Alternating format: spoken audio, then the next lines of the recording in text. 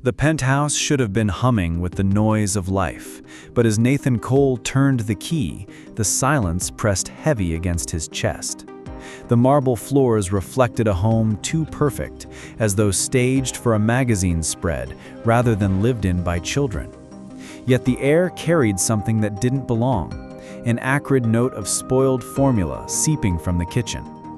Nathan's eyes landed on a sleek padlock fixed to the pantry door, gleaming under recessed lights. He had never approved such a device. For a man who built his fortune through precise coding, anomalies were his profession, but this one chilled him. The refrigerator light glowed, shelves pristine, but barren of child-friendly food.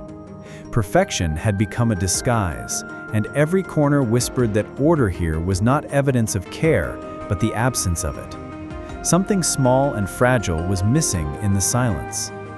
Nathan tapped the smart home app on his phone, expecting routine status.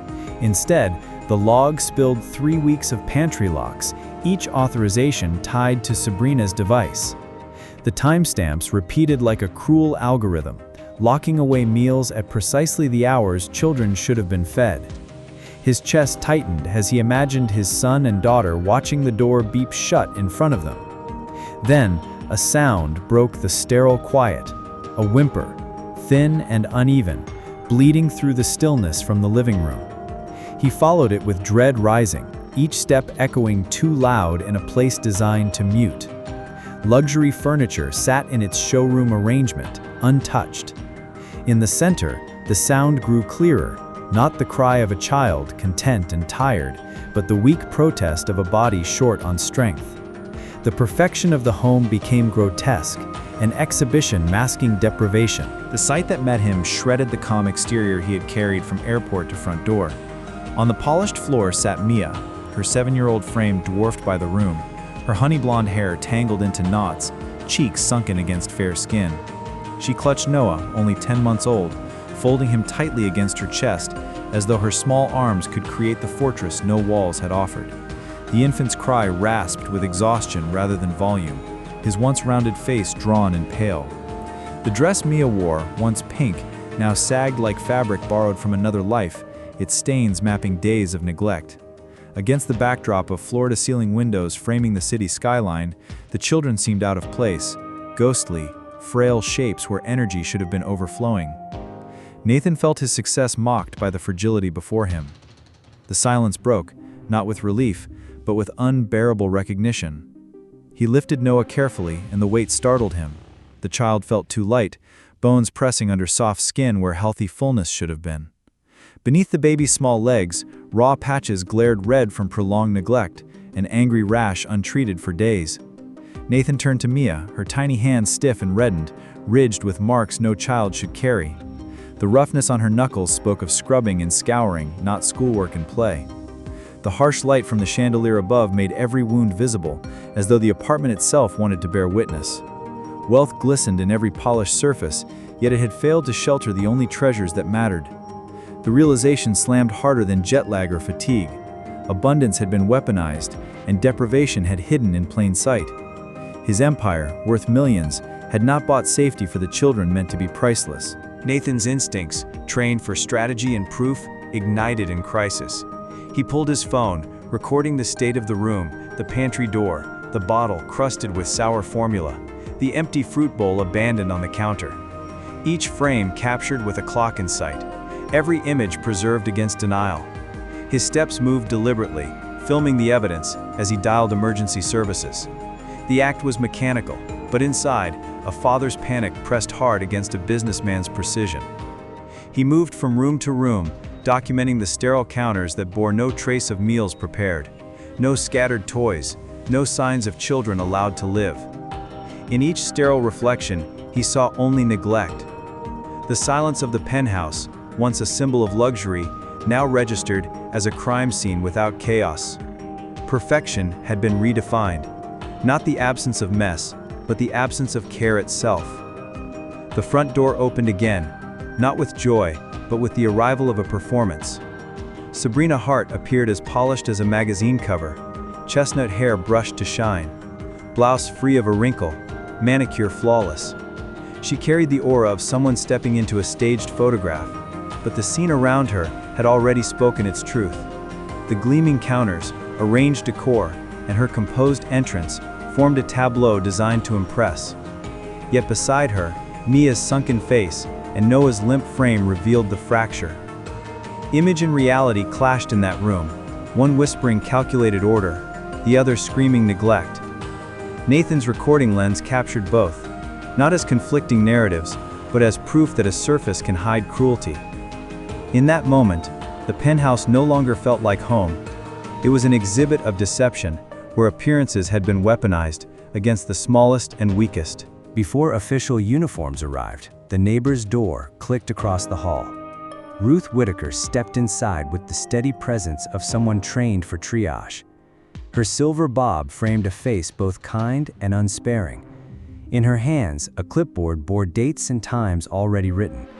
She had not merely suspected, she had observed, measured, and recorded. Her notes detailed prolonged crying echoing through walls, blinds drawn in daylight, and a pattern of deliveries meant for one. She pointed to the pantry latch, the unnatural addition in a home where abundance should have flowed freely. She noted the scrub arcs at child height along the baseboards, evidence of labor imposed rather than play enjoyed. Ruth's presence shifted the narrative from accusation to documentation. No longer a neighbor's concern, the scene became a clinical record, witnessed and annotated. The home's silence was not empty, it was archived. Ruth's clinical eye carried the weight of decades, and her testimony did not need words spoken aloud in that moment. Each entry she held was a timestamp, each notation a confirmation that what appeared pristine had concealed suffering. She had seen this pattern in hospital wards, in children brought too late, and she recognized it here behind luxury doors. Her calm presence stripped away the ambiguity Sabrina might have relied upon. The scratches on Mia's hands aligned with dates Ruth had logged. The delivery receipts in the trash aligned with her notes. The silence itself aligned with her recordings. What Nathan felt as guilt, Ruth rendered as data, transforming grief into evidence. In that instant, the case shifted from an emotional revelation to an undeniable record. The penthouse, once a fortress of privilege, was reframed as a site of measurable harm. The rising wail of sirens arrived like a second soundtrack, cutting through the stillness. Paramedics entered with practiced efficiency, documenting Noah's vitals, scanning Mia's frame, recording each observation. A CPS caseworker followed, her bag heavy with forms and protocols.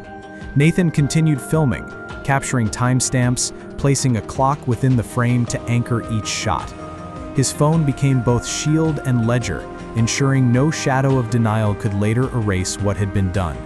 The professionals moved with calm authority, but the weight in their notes confirmed what Nathan already knew. Luxury had been curated for visitors, but hunger had lived in its corners. Each measurement, the low weight, the rash severity, the roughened hands, transformed sorrow into structured evidence. The room no longer belonged to wealth or deception. It belonged to the record, and the record was relentless. Safety was now entering by procedure. As the paramedics carried Noah toward their vehicle, Nathan's eyes caught a towel in the guest bath, oddly lumpy. Unfolding it revealed a child's desperate secret, a sleeve of crackers, 2 broken pieces tucked away like contraband. Mia's survival plan was hidden there, evidence of rationing born from fear. Hunger lived not in empty plates, but in the ingenuity of a child too young to bear responsibility. The details sliced deeper than any number or chart. This was not neglect guessed at, it was neglect embodied in crumbs clutched in cotton. For Nathan, the towel marked the cruelest truth, that his daughter had been forced to become guardian and provider. The penthouse, staged for elegance, had been reduced to a prison where a 7-year-old invented strategies to keep her baby brother alive. The discovery burned into him, more damning than any polished surface could hide. The pediatric emergency ward glowed under harsh fluorescent light, its sterile surfaces mirroring the cold truth of measurement. Noah's small frame was placed on the infant scale, and the sliding weight clunked down to a percentile so low that the nurse's pen paused mid-air. Photographs captured the evidence: a rash mapped across fragile skin, thin limbs documented beside medical instruments. Growth charts charted not progress but decline, the curves bending downward in silent indictment. Each note entered became part of a file that would outlast the day, a record built not from hearsay but from numbers. Mia sat nearby, clutching her sticker sheet, her wide eyes fixed on the scale's unyielding line. For Nathan, the sight branded him with a shame that no business loss could rival. The empire he had defended overseas had crumbled at home, revealed in the weight of his son's body. In a quiet cubicle beside the triage room, the social worker outlined a safety plan. Her folder opened to clean forms, each page demanding structure where chaos had reigned. The plan listed mandatory meals, supervised contact, and continuous medical follow-up. For Mia, the sticker sheet became more than decoration. It was a tool to mark safety colors, a language to give shape to feelings long forced into silence. She placed a star on the green square as the caseworker explained, and her hands trembled less. The document carried the authority of protection, translating pain into protocol. Nathan sat across the table, guilt pooling in the hollows of his face. He admitted what paperwork could not hide, that absence had allowed neglect to fester. Yet as signatures filled the pages, grief turned into responsibility. A system had been engaged, and this time, he was fully present. Back at the Penthouse, official uniforms cataloged the environment with unemotional precision. An officer's pen tapped against the pantry door, noting its lock, recording the device number from the smart home log. The trash bin yielded crumpled receipts, single-portion takeout containers stacked in sequence, a pattern showing indulgence for one while two children starved. The counters gleamed, their sheen a disguise rather than evidence of order. Nathan watched as each observation was written into the report, his phone still recording every angle. The sterile perfection of the home transformed before his eyes, each detail flipping from symbol of success to artifact of neglect. Wealth had bought appearance, but safety was absent from every measurement. The officers moved methodically, extracting truth from surfaces designed to mislead. What once passed for cleanliness now testified as crime scene detail, and Nathan's own home had become an exhibit of betrayal. The protective order arrived with the weight of the law behind it. Sabrina was instructed to leave the penthouse immediately, allowed only a suitcase hastily packed under watchful eyes. The curated calm she had worn cracked into a mask of restrained fury, lips pressed thin, gaze avoiding lenses and witnesses. She swept from the home not as a spouse, but as a defendant in waiting. The marble floor echoed with the sharp rhythm of heels dragging defeat across a surface she once claimed as hers. For Nathan, her exit marked the first shift of power back to the vulnerable. The door's closing thud carried more than finality. It sealed a transition from illusion to action. The apartment, stripped of its orchestrated control, felt different. Silence still hovered, but this time it belonged not to fear, but to the opening of space where healing could begin. That night, after warm baths and gentle ointment, the children slept under the soft weight of fresh blankets. The kitchen finally functioned as a kitchen, broth simmering, bottles sterilized, crackers replaced by fruit and bread. Nathan sat in the living room, listening to their steady breaths, the rhythm of rest that had been denied them. For the first time in weeks, the silence carried no threat. It was not the silence of withheld meals or hidden fear. It was the silence of safety. Yet beneath relief, a father's guilt ran deep. He recognized that his pursuit of contracts and expansion had left space for cruelty to thrive unchecked. Tonight, he made a private vow that success would never again take precedence over presence. The room, once an exhibition of wealth, now became a place of promise, its value measured by 2 sleeping children. The following morning began not with business calls, but with paperwork. Nathan met with his attorney, forwarding travel logs, boarding passes, and schedules that mapped the timeline of his absence. What once justified profit now stood as proof of failure. His guilt, once vague, transformed into a spreadsheet of days where vigilance had been outsourced. The attorney requested a full caregiver audit, and Nathan agreed without hesitation.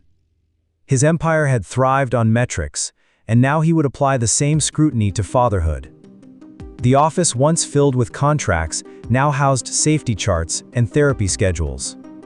He saw clearly that protecting his children required not just emotion, but structure. In admitting oversight, he began rewriting the architecture of his life. Each document he produced was no longer a tool of business, but a building block for a safer, more accountable home. The delivery receipts, salon appointments, and spa bookings arrived from subpoenaed records. They aligned precisely with Ruth's handwritten notes, each timestamp echoing the sound of cries that had carried through apartment walls. Single-serve portions, expensive indulgences, and self-care luxuries painted a portrait of someone nourished at the expense of those left weak. The alignment of paper trails and witness logs removed any doubt. Nathan studied the records not as accusations, but as blueprints of neglect. Each line item proof of cruelty hidden beneath affluence. His chest tightened with the realization that the money he worked to provide had been weaponized into deprivation. These receipts, once trivial slips of lifestyle, had become damning artifacts. Wealth had spoken in credit card swipes, while hunger whispered through walls. Now the two voices combined into evidence, undeniable and permanent, ensuring accountability would not escape polished surfaces. In a therapist office painted with soft colors, Mia learned to assign shades to feelings. Green marked safety, red marked danger, and yellow marked uncertainty. The method gave her small hands tools to hold what fear had forced her to hide. For Nathan, watching his daughter lift a sticker and place it on a chart felt heavier than any courtroom testimony. The act transformed whispers into language, silence into color. Healing began in these coded expressions, each star a fragment of trust returning. The therapist assured Nathan that repetition would restore confidence, that consistent presence would mend what neglect had frayed. He realized then that vigilance was not only about protection from harm, but about giving voice to truth before it shrank into silence. In this office, structure returned not as control, but as freedom, restoring childhood to a girl who had been forced to grow too soon. Nathan carried the lesson into his work. At a board meeting, he shifted responsibilities, promoting managers and declining extended travel. The empire he had once guarded like a fortress could no longer come before the small lives entrusted to him. His calendar, once filled with negotiations and flights, transformed into evenings at home and mornings of shared breakfast. Success no longer measured itself in millions, but in meals, in appointments kept, in presence counted day by day. His staff noticed the change, but only his children felt its weight most deeply. The penthouse, once an empty backdrop for deals, became a lived-in home, the clutter of toys replacing sterile surfaces. Nathan understood that wealth without vigilance had been hollow. By restructuring his world, he placed the foundation of family above profit, ensuring that no deal would ever outweigh the measure of his children's safety again. Yet opposition rose from familiar quarters. Sabrina filed a response through her attorney, alleging interference and exaggeration. She framed her absence as discipline, her control as structure, her neglect as strategy. But the pediatrician's report landed with the weight of undeniable truth. Charts marked Noah's faltering growth, photographs documented rashes untreated, and testimony confirmed malnutrition. Against numbers, language dissolved. Her claims sounded less like defense and more like performance, a script collapsing under data. Nathan no longer feared her counterattacks.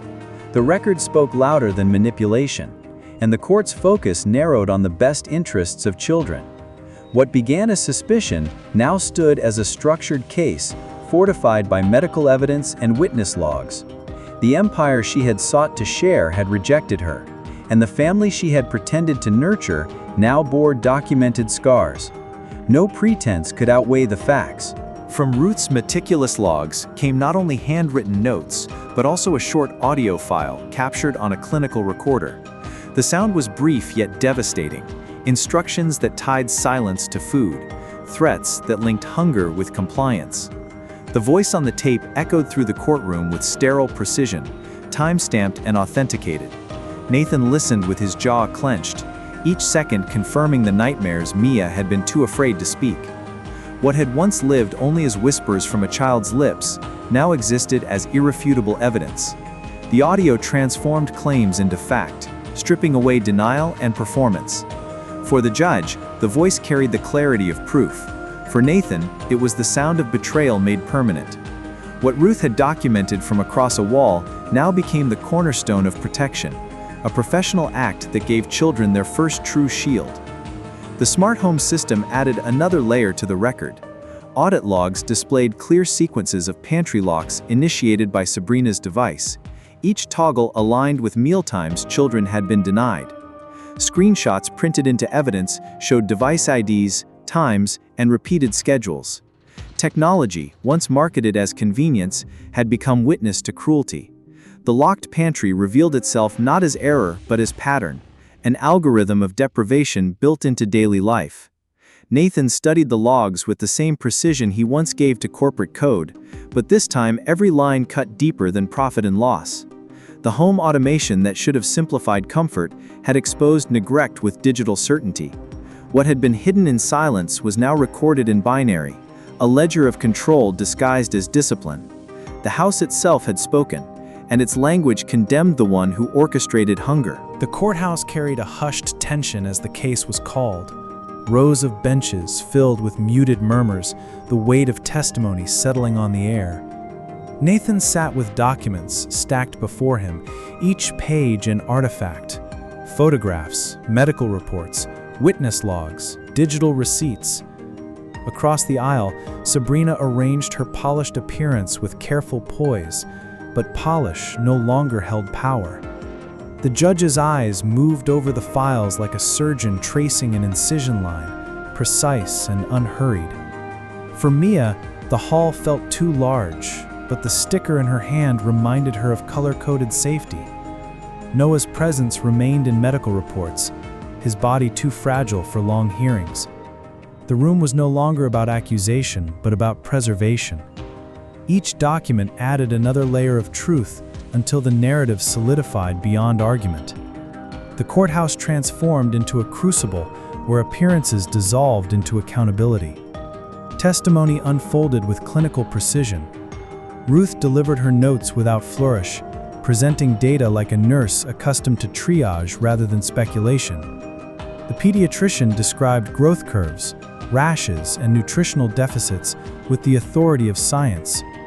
Each statement anchored the children's suffering in measurable terms. The court officer confirmed the pantry lock, the receipts, and the sterile counters that spoke louder than Sabrina's defense. Every voice added weight to the record, weaving strands of evidence into a net no performance could escape.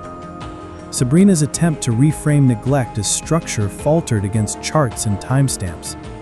The image of discipline crumbled beside photographs of hunger. By the end of the session, the judge's pen paused more often on the side of truth.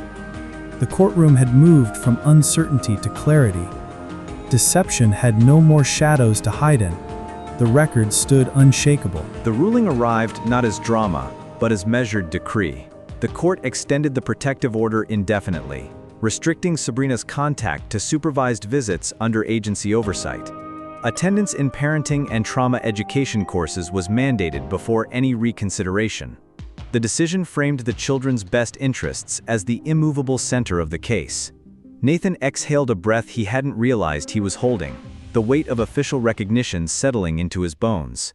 The courtroom, heavy with tension, now carried the sound of conclusion. What began as suspicion had ended in protection, codified in law. For Mia and Noah, it meant a shield stronger than whispers and crumbs. For Nathan, it marked the turning point from regret to redemption. The empire he had once measured in profits now found its value measured in safety. The law had spoken, and its language placed children first. Back at the penthouse, the pantry key no longer lived behind an app, but hung on a simple hook by the fridge, accessible and visible. The home shifted from showcase to sanctuary, every corner redesigned to serve life instead of image. Toys scattered across carpets where silence once reigned.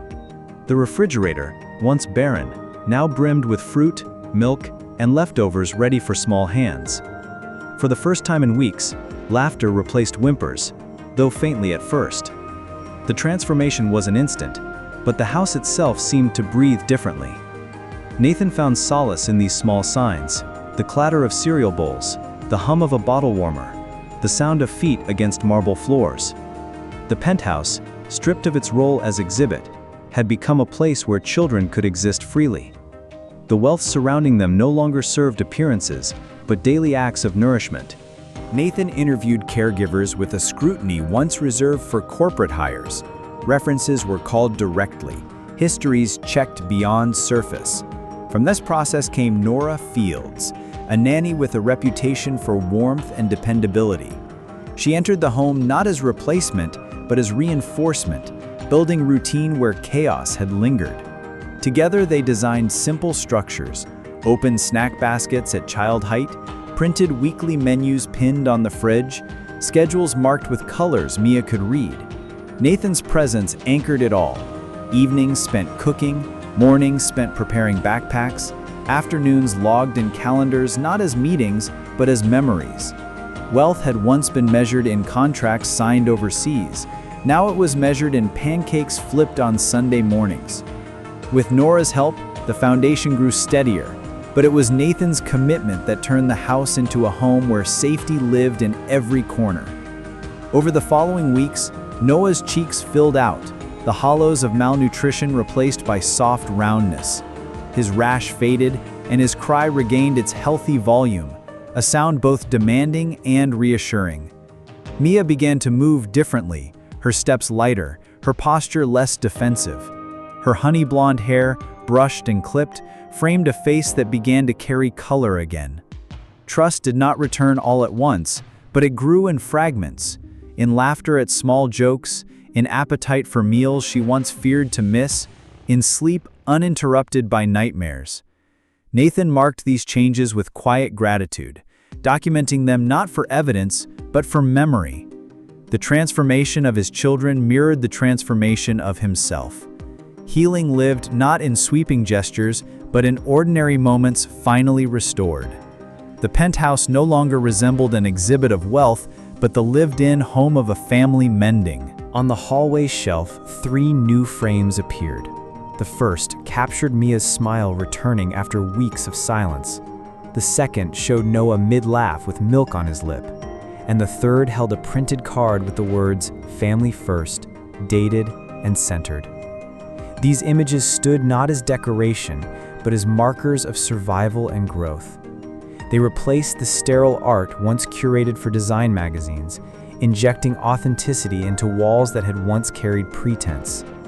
Nathan passed them each morning with a renewed sense of direction. For him, the frames represented a vow materialized, proof that priorities had been reordered.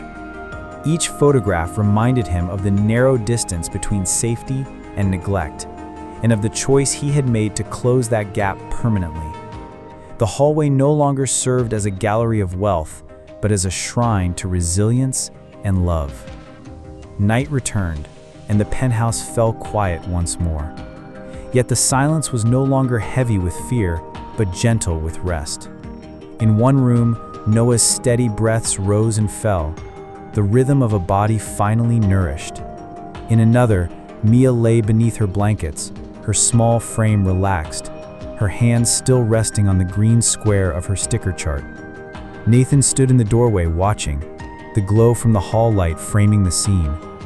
For the first time, the quiet carried no menace. It was the sound of safety, of childhood restored, of promises kept. The empire he had built outside these walls remained, but here inside, he had built something greater. The measure of wealth was no longer in accounts or contracts. but in the peaceful sleep of two children who no longer had to whisper their fears into the dark.